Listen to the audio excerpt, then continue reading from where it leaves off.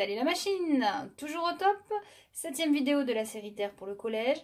Nous allons voir un exemple d'exploitation de l'environnement par l'homme, à savoir ici la sylviculture. Alors, qu'est-ce que c'est donc ça?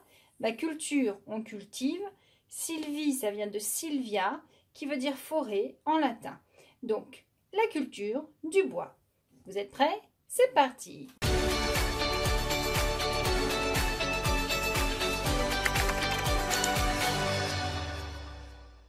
Le bois est un matériau noble qui a toujours été utilisé par l'homme. Sur cette carte mentale, vous avez les différentes utilisations du bois. Donc il a toujours été utilisé pour la construction, en fabriquant des charpentes, des planches pour faire les maisons, comme source d'énergie, pour faire la cuisine, pour chauffer la maison. Il est également utilisé en menuiserie pour faire des meubles, des fenêtres, etc. Et plus récemment, il a été utilisé en produits dérivés pour faire de la pâte à papier, pour communiquer, faire des papiers absorbants, faire de l'emballage, des cartons pour également faire de l'emballage, et le liège qui est exploité pour faire des panneaux ou des bouchons. Le bois a longtemps également été utilisé comme matériau pour produire des sculptures ou décorer les maisons. Il y a deux manières d'exploiter le bois. Soit on exploite des forêts naturelles, soit on cultive le bois. Et le bois a toujours été exploité sur le territoire français. À l'époque où César a conquis la Gaule, la forêt représentait pour les 10 millions de Celtes un lieu de culte. On n'y touchait pas. Sauf que voilà, César et les différents empereurs romains étaient avides de conquête, avaient donc besoin de bateaux. Et Pline l'Ancien, qui était un naturaliste romain, fournissait la marine romaine en bois. Et il préférait les sapins du Jura et des Vosges à ceux de la Grèce. Donc le bois à cette époque servait à tout faire. Le mobilier, les maisons, etc. Et donc on a commencé à exploiter la forêt naturelle en France. Et pendant toute la période du Moyen-Âge, vous voyez que l'évolution de la superficie boisée, c'est-à-dire la surface de forêt naturelle, cette surface de forêt naturelle a régulièrement diminué pendant toute la période du Moyen-Âge. On a beaucoup exploité nos forêts en France, jusque dans les années 1800. Alors à partir de 1600, on a une diminution beaucoup plus rapide de la superficie boisée en France. Pourquoi? Tout simplement parce que la France a vu sa population augmenter. Et à partir de 1800, vous voyez qu'au contraire, la superficie boisée réaugmente. Alors pourquoi? C'est parce qu'en 1860, on a découvert le charbon et le pétrole, on a découvert le moteur à explosion et du coup, on a laissé les bois un peu tranquilles et la forêt a repris un peu le dessus.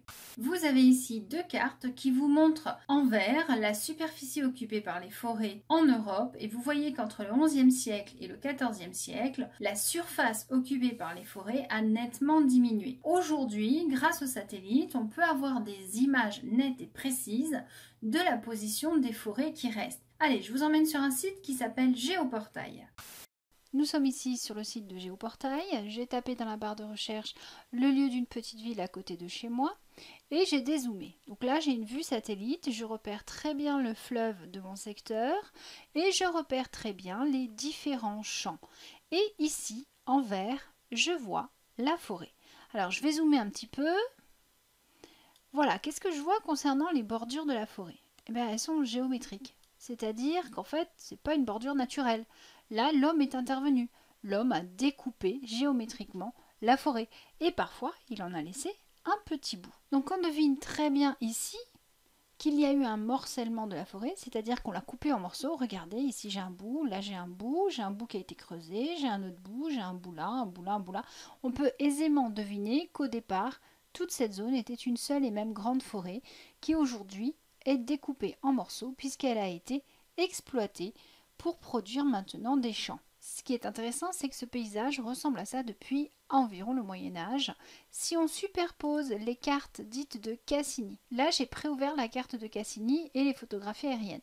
Si je veux changer de carte, je vais en haut à gauche, j'ouvre ici et j'ai tous les fonds de carte disponibles. Moi, ce qui m'intéresse, c'est de comparer le paysage à l'époque de Cassini, quand il a parcouru la France entière pour cartographier le royaume au XVIIIe siècle, avec aujourd'hui, puisque le XVIIIe siècle, on est sorti du Moyen-Âge, et on a dit qu'au Moyen-Âge, on avait beaucoup déforesté. Ce qui est intéressant avec le site Géoportail, c'est qu'on peut superposer les cartes en les rendant transparentes. Et là, je vais rendre la photo satellite transparente pour laisser ressortir la carte de Cassini. Et vous voyez que Cassini, au XVIIIe siècle, a répertorié la position des forêts et que, en jouant avec la transparence, on s'aperçoit que les forêts sont quasiment au même endroit au XVIIIe siècle qu'aujourd'hui.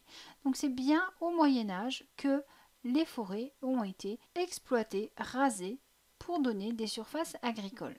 Vous avez donc vu sur Géoportail à quel point la forêt française est morcelée, et ça date depuis le XVIIIe siècle. Et donc depuis le XVIIIe siècle, la forêt est plus ou moins stabilisée. Donc qu'est-ce qu'on appelle sylviculture? C'est l'ensemble de techniques permettant la création et l'exploitation rationnelle des forêts tout en assurant leur conservation et leur régénération. Donc sylviculture, ça vient du latin sylvia qui veut dire forêt. Alors vous allez me dire pourquoi, si c'est du latin, il y a un i grec.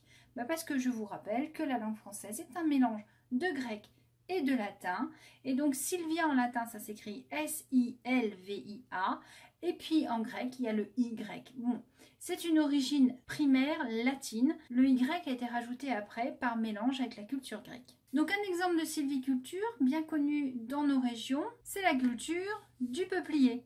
Vous avez ici une peupleraie avec des arbres qui ont tous la même taille. Et ici, vous avez une forêt un peu plus sauvage avec des arbres de taille beaucoup plus petite. Ici, vous avez un champ de maïs. Donc on va distinguer sur cette photographie 3 systèmes. Un écosystème, c'est-à-dire un système, c'est-à-dire un ensemble d'éléments écologiques naturels. Un agrosystème ici, c'est-à-dire un système agricole où on cultive quoi? Des arbres, donc de la sylviculture. Et ici, un autre système agricole, une culture de maïs.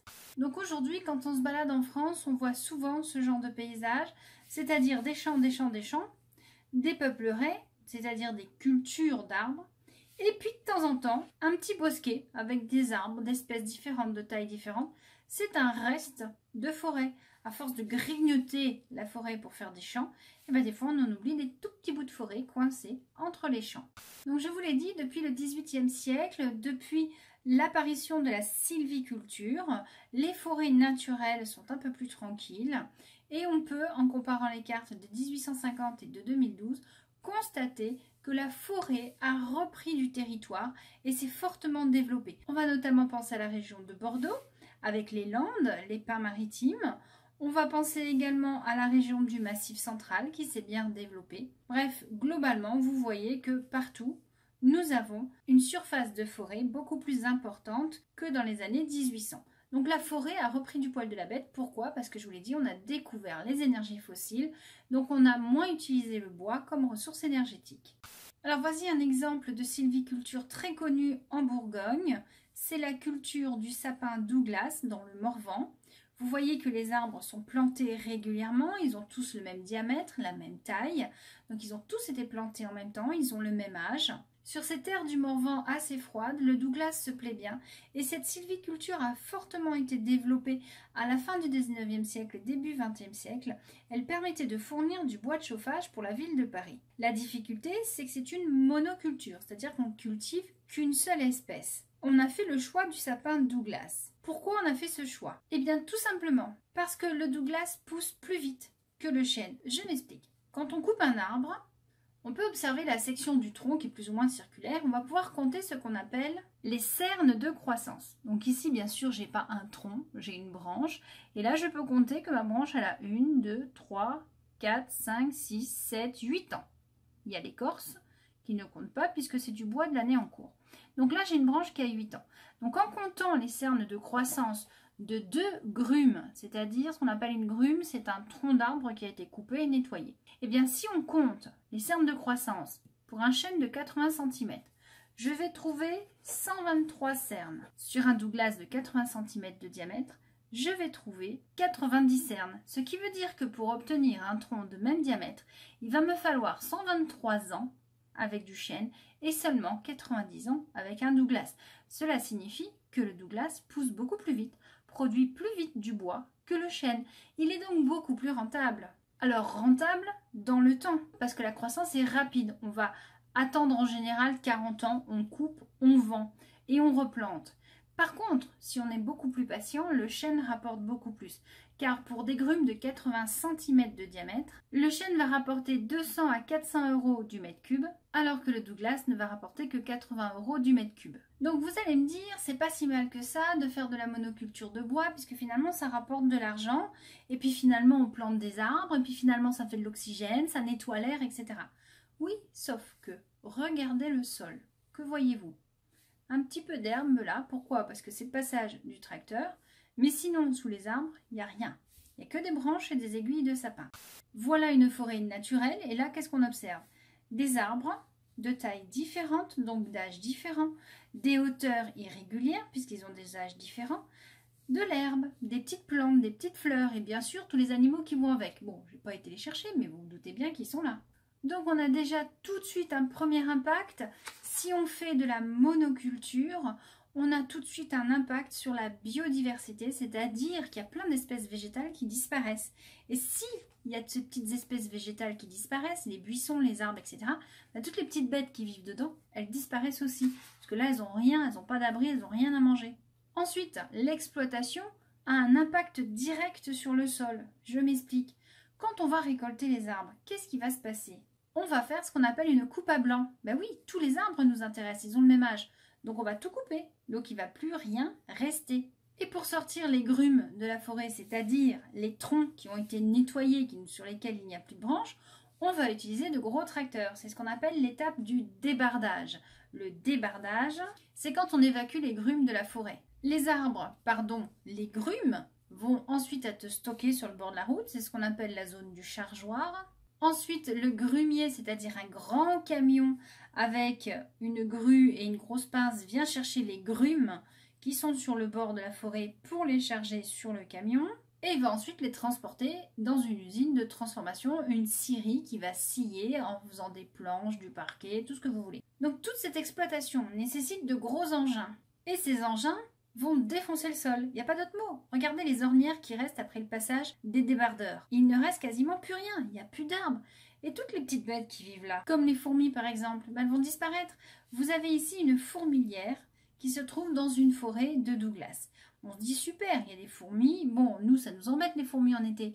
Mais les fourmis dans la nature, elles font quoi? Elles nettoient la nature. Elles se nourrissent des graines, elles se nourrissent des pucerons. Donc on en a besoin de ces fourmis. Or, si, au moment du débardage, les tracteurs écrasent les fourmilières, que se passe-t-il? Nous n'aurons plus de fourmis. Et c'est ce qui se passe actuellement dans les forêts du Morvan.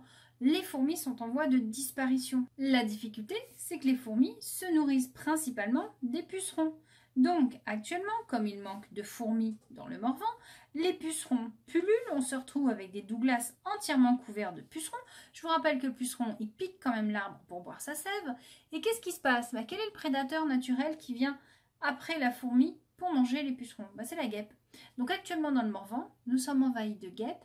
Pourquoi? Parce qu'il n'y a plus de fourmis pour manger les pucerons, donc les pucerons pullulent, donc les guêpes elles trouvent à bouffer, et donc elles viennent, et nous, on se fait piquer. Donc aujourd'hui, l'homme essaye de comprendre ses erreurs, essaye de les réparer, et de plus en plus de bûcherons utilisent le débardage à l'ancienne. Nous avons des chevaux de trait, ici des percherons, qui sont capables de tirer 2 ou 3 grumes en même temps, quand un tracteur peut en tirer 5. Alors vous allez me dire, le tracteur, il va faire 2 fois le travail du cheval. Oui, mais le cheval, lui, avec ses sabots adaptés au sol, il ne va pas défoncer le sol, donc on protège la forêt. Puis le cheval, il passe partout, il n'est pas aussi gros qu'un tracteur, donc il peut passer entre les arbres. Alors que le tracteur, non. Le tracteur, on est obligé de tout défoncer, de faire une coupe à blanc. Donc ici, de plus en plus de bûcherons protègent les sols en utilisant des chevaux pour débarder, c'est-à-dire sortir les grumes de la forêt. Si la protection du sol est un avantage direct du débardage à l'ancienne, il y a un avantage indirect. Oui, si on n'utilise plus de tracteur, on n'utilise plus de pétrole, ça coûte moins cher et ça pollue moins la planète. Donc aujourd'hui en France, on essaye de protéger la forêt et 61 000 propriétaires ont signé une charte, c'est-à-dire un ensemble de conditions à respecter pour que leur forêt se porte bien, et leur bois va porter le logo PEFC qui garantit que les forêts ont été gérées durablement, qu'elles sont protégées. Donc ce logo concerne 3500 entreprises en France, 61 000 propriétaires. Alors qu'est-ce que ça veut dire des forêts protégées auxquelles on fait attention? Eh bien ça va être par exemple le cas des forêts dans lesquelles on pratique ce qu'on appelle la coupe sélective, c'est-à-dire qu'on sélectionne certains arbres, on les coupe. on ne coupe pas tout. On va couper par exemple certains petits arbres qui pourraient gêner de gros arbres, qui pourraient à ce moment-là se développer un peu plus.